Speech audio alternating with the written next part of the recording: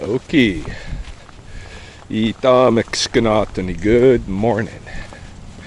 It is, I think, probably closing in on 10 o'clock in AM on Sunday, the 12th of November 2023.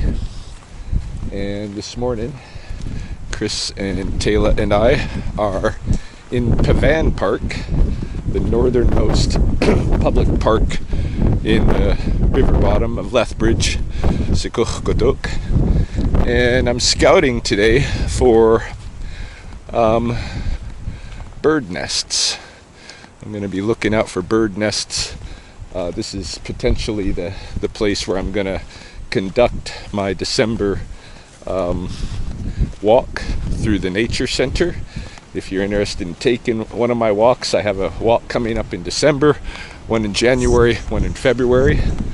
You can purchase tickets through the Helen Schuler Nature Center. So yeah, this morning I'm scouting out Pavan Park here, and we're gonna see what's up and whether, well, I'm sure I can use this as my bird nest place, but you never know. I could also encounter owls here. This could become my owl walk in February out here too. This is a nice park with a lot of woodlands, river access, and you can drive right down into it. So it's very accessible for people with, whatever their level of mobility. So yeah, I think I'll host at least one of my walks down here, if not two. But in any case, today is just a day of kind of starting to get familiar with what's out here. Right now we're walking amidst some berry shrubbery, obviously a little bit of cottonwoods, but this is going to be mostly, I think, chokecherry brambles in here, probably some Saskatoon, and for sure some bird nests. Yeah, this is a Saskatoon stand right here.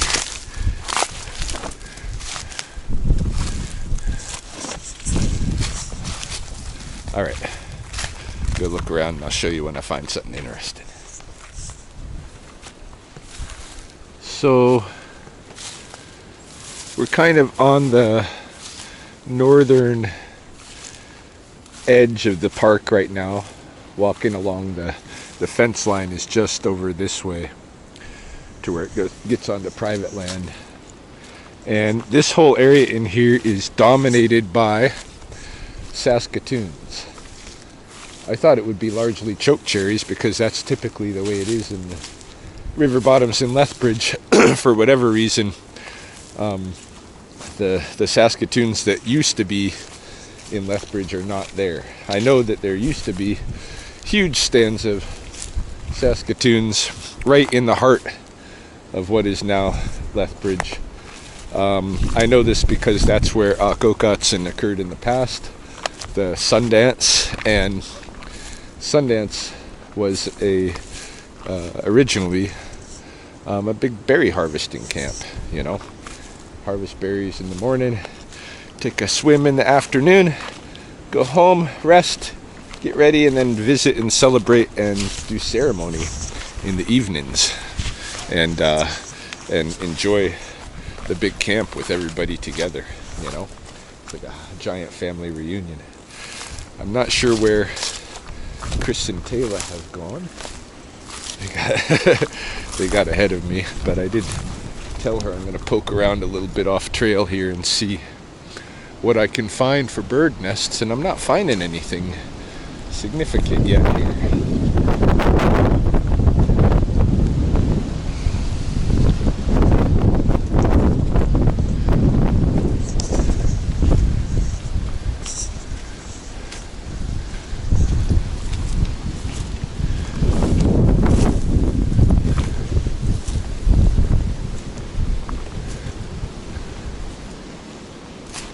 This is a nice park, though. Quite I said I'm going to go this way a bit because I'm pretty sure those guys are up ahead this way. Getting a little bit off trail might help me find a couple of nests.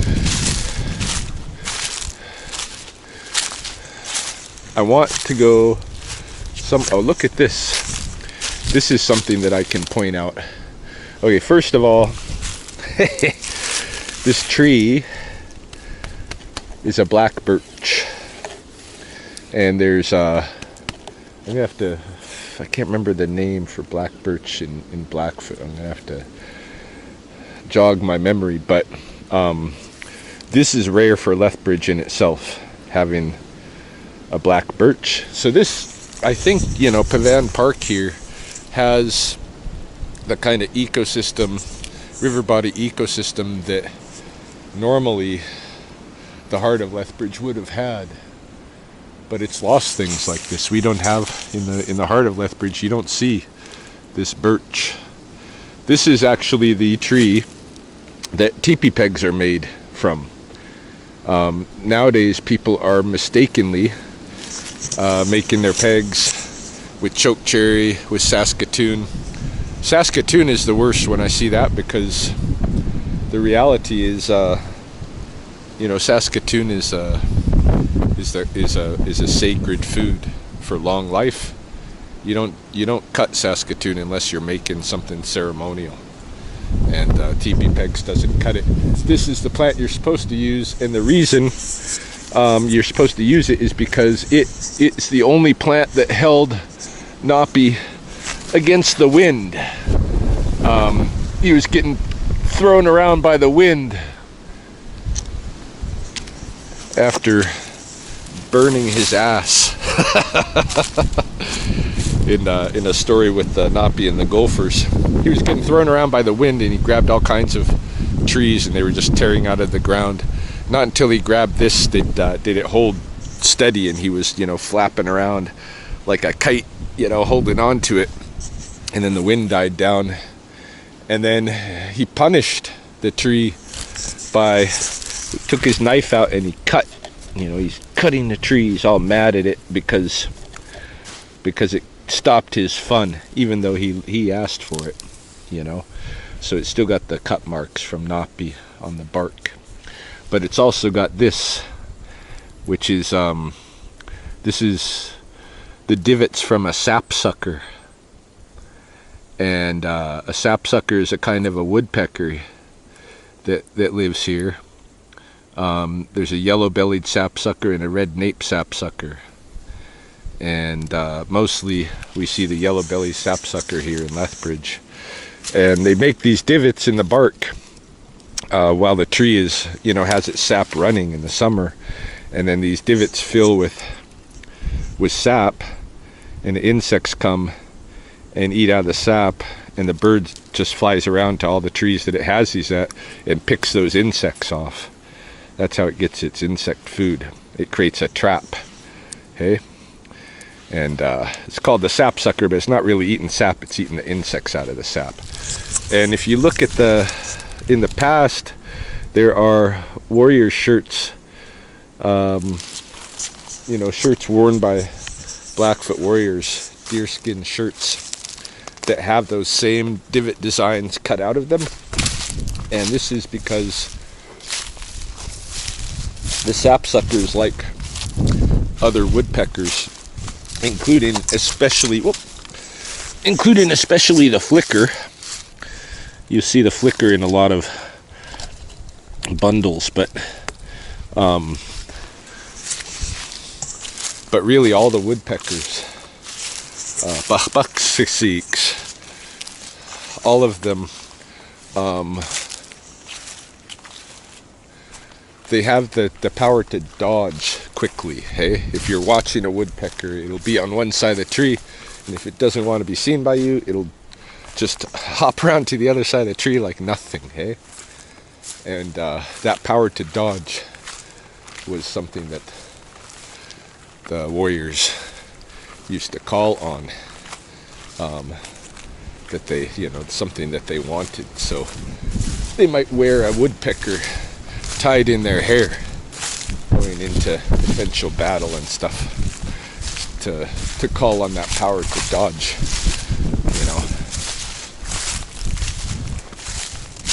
Little bit of history there. Yeah, this is a nice, very nice forest for that reason. Although, I'm not seeing nests yet that are going to be useful to me in my walk.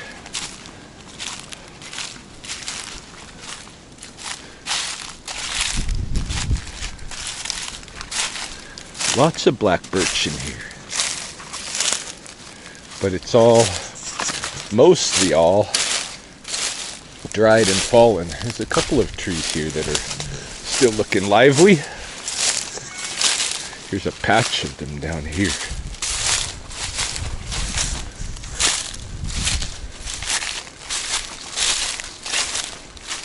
Yeah, I gotta remember the name.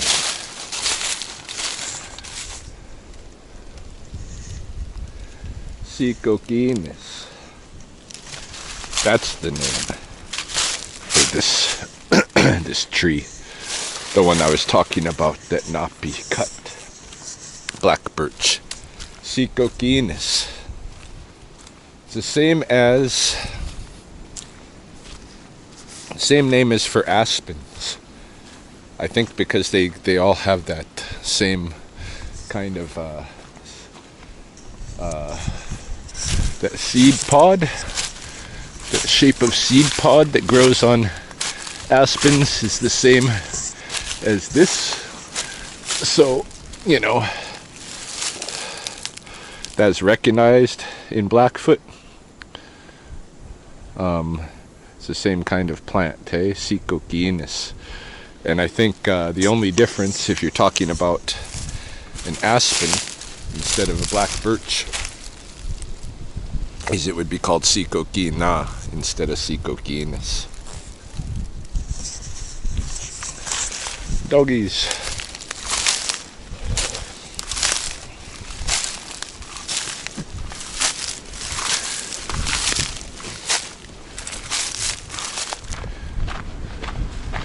Following this path along the coulee edge, heading to the south upstream side of the park.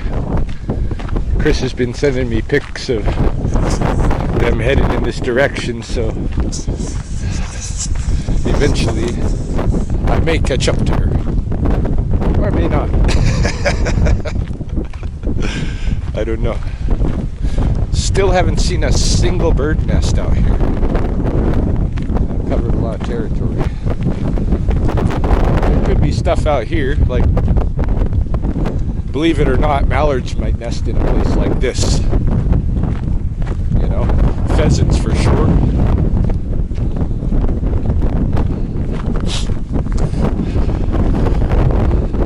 But by this time of year, there's typically not evidence from either of them, because they don't really make a nest, they just find a place, you know, on the ground.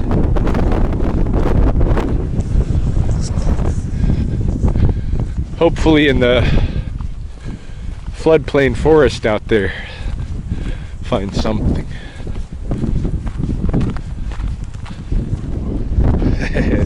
Here they are. You okay with her? You want me to take her? I'm good. Alright.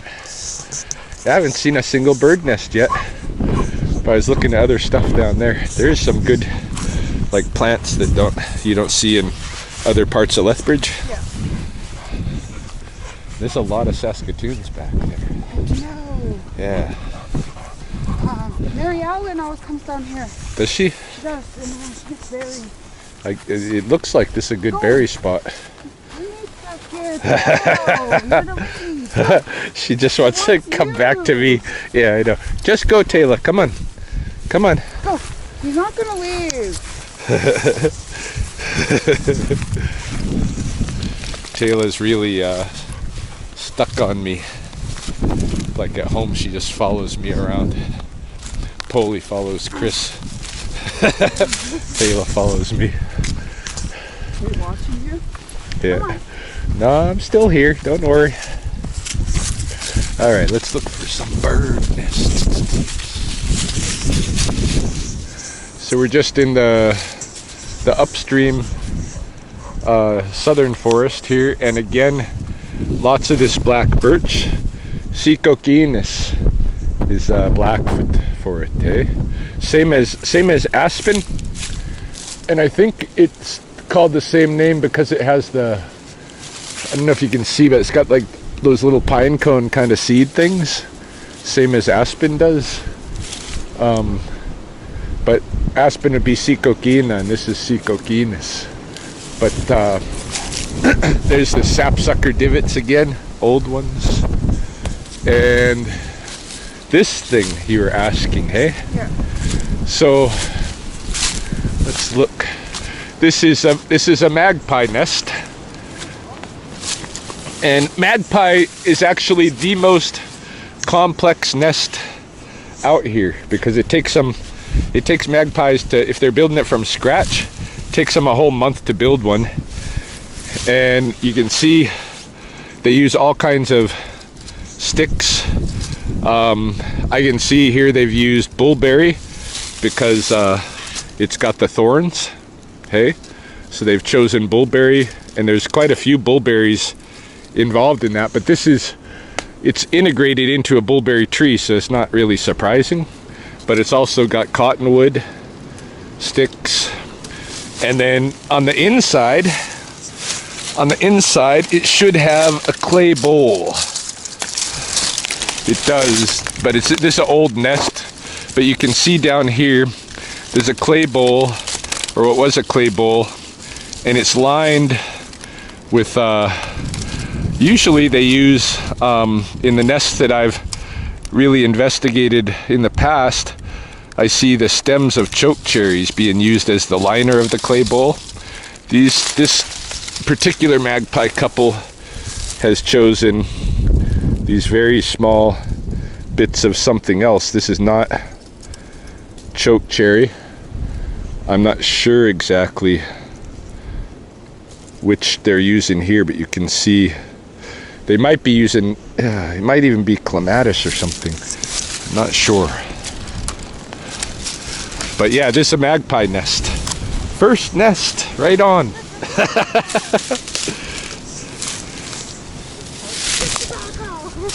And that's a good one because you can access, people can look right in it, you know? Yeah, I was thinking maybe that stuff that they're using in there is clematis. And there is a little bit of clematis around here. Oh, just over there I see some.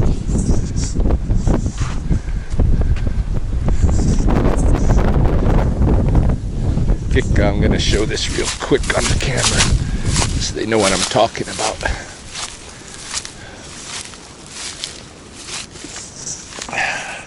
See this vine here? This could be what's in that magpie nest. This is western clematis. It's our only real viney plant here.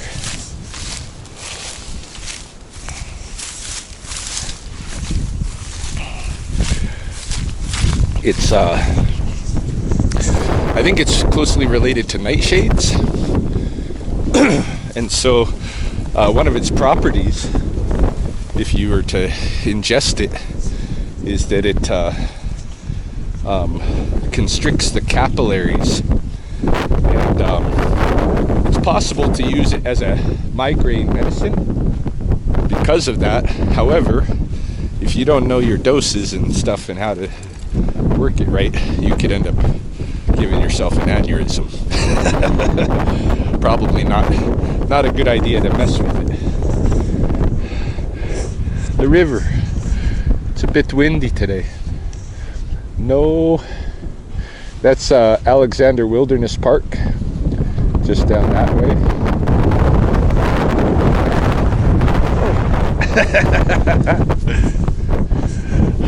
I've seen a big mature bald eagle passing by, but it's been really high up, so I haven't even bothered trying to get it on camera. It probably is the parent of the, it probably belongs to that nest in the wilderness park.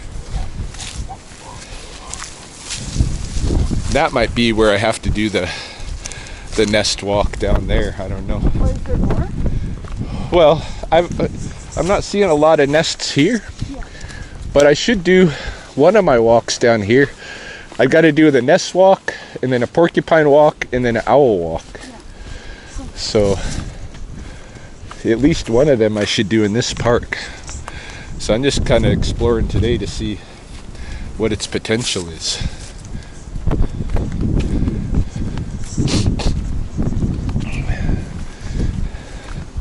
She's right on my case because I didn't bring an offering, but she's right.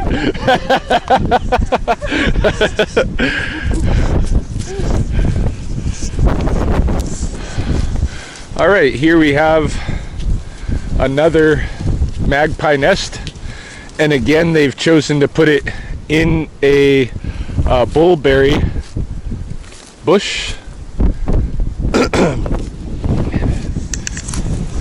And let's take a look inside if we can. Maybe we'll have a better vantage from the other side. Hold on. Maybe or maybe not. It's very well protected, you can see, hey? I don't know, maybe I can get the camera in there, but I can't get in there. What do you see? It's a good hole on this side. Is there? Look. Oh yeah, that's where I was kind of like poking before, but I still can't see the clay bowl through it, but they have a... Is that another one right there? Oh yeah, there's something here. There's probably a magpie nest. It's probably actually the same couple, because typically what magpies, they won't use the same nest 2 years in a row, but they'll go back and fix it up maybe a couple of years later and reuse it. Yeah, this is another magpie nest, and they always have potential to become great horned owl nests, because the owls, they don't really start from scratch building their own nest. A lot of times they'll just steal a nest that exists, and a magpie nest, they'll just stomp it down. They'll use, there's something else over here too. They'll stomp it down and use it. So if you got lots of magpie nests around, you might become an owl area. I've got my eyes out peeled for the owls too. Yeah, this is another magpie nest up there, and you can see too that it has the vines going up that tree. This is this same clematis that I was showing before, which I think these little thin little pieces might be what that magpie back there was using to line his nest instead of chokecherry stems. Cool. Well, there's a lot of magpie nests back here at least. Let's head this way.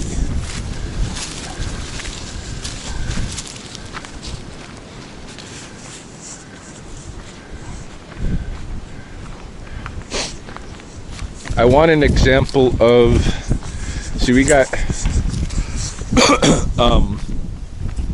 3 different kinds of cottonwood down here. We got the balsam poplar, and we've got the plains cottonwood and the narrowleaf cottonwood. And I want a good example like this, and this is a narrowleaf right here. You can usually with the narrowleaf cottonwood, they've got a lot of little branches that grow right out of the trunk all the way down. And so those little branches become, when they're full of leaves and stuff, become excellent hiding places for nests, bird nests, along with like, see, here's an example like of the narrowleaf cottonwood. You can see the leaf, why it's called narrowleaf, compared to, say, this is the plains cottonwood by comparison, narrowleaf cottonwood, and it grows branches all the way down. And so, you know, in the summer, you know, robins and stuff especially will use some of these areas You'll get robins, you'll get eastern kingbirds, you'll get yellow warblers, all using those narrow-leaf cottonwood branches that go down the tree as their hiding places for their nests. So I'd like to get some examples of that into whatever walks especially the nest walk, of course. But I'm not seeing it here. And those 3 species of tree, by the way, they all interbreed. Oh, here's it looks like here's a woodpecker now. He just dodged to the other side of the tree. Let me get my other camera out and we'll see if we can get him. I think it's actually a nuthatch, a white-breasted nuthatch. Whoa, just flew away. Where'd he go?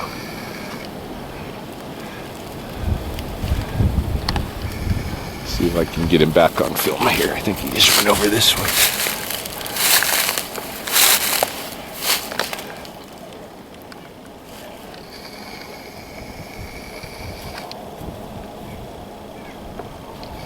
Oh, as soon as I get close to him, he's off again. Anyhow, yeah, I think there's a white-breasted nuthatch.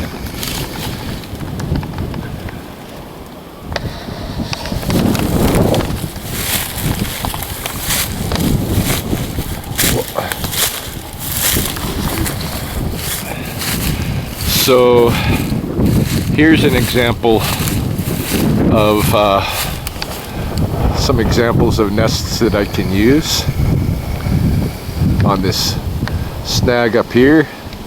You see these kind of large holes here.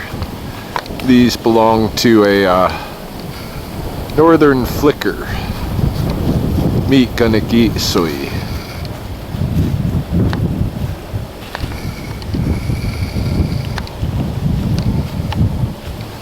Several nest holes. We have here, we have the northern flicker, we've got the hairy woodpecker, and the red nape sapsucker, and what's that other little woodpecker, just like the hairy woodpecker, the downy woodpecker. So several different woodpeckers that all live in those kind of cavities, but you can tell at least the flickers apart from the others very easily because of the cavity's size. But just because you see one of those cavities doesn't mean that there's a flicker living in it currently. A lot of birds utilize flicker cavities, abandoned flicker cavities, for their nesting. So here along the river, for instance, you might find tree swallows who are nesting inside of old flicker cavities because they can't build their own. You might find European starlings using them. There's a lot of different potential birds that might make use of them. So that nest, that flicker nest, is really about 5 or 6 different species nests down here. Very good, very good.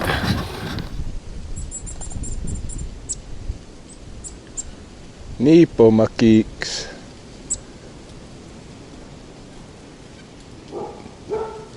Uyek.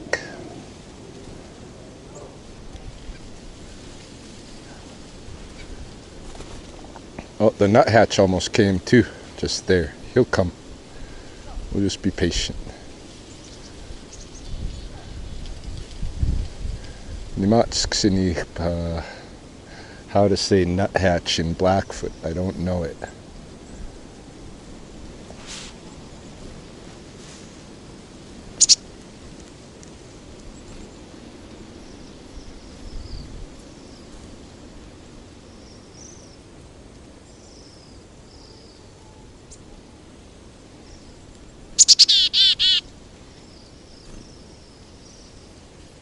See, I brought an offering.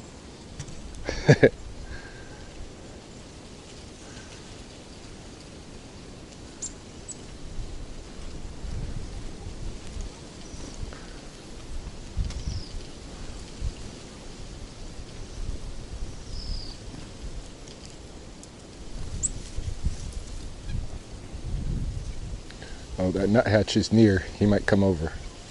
He's looking at it. There's also somebody with a baby walking up this way, so he might scare off the birds here in a moment.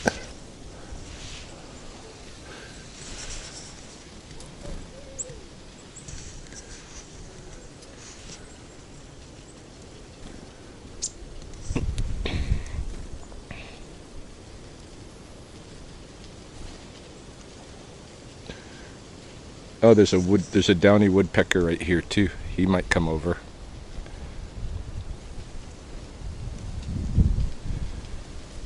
Or she, that's a female.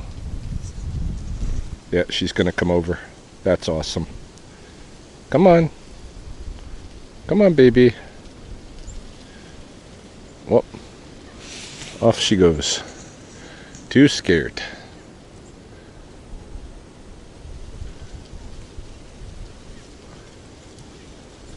Only these Nepo muckies are brave enough.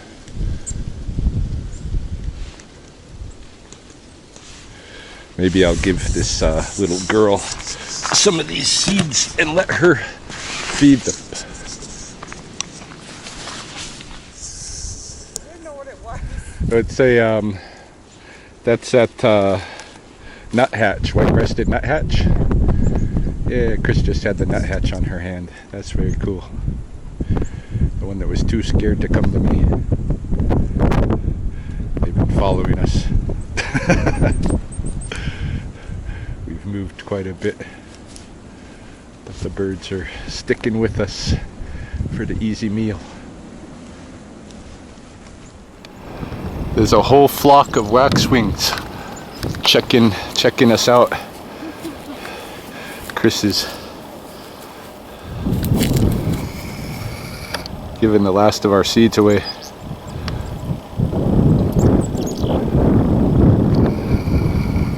But those waxwings were definitely checking us out. No more. Ah. We're out of seeds, guys. Here's where those waxwings went. Kika Tayla.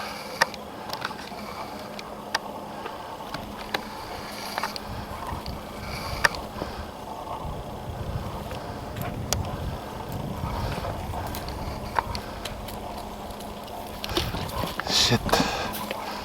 Tayla, hold on. Right pulls.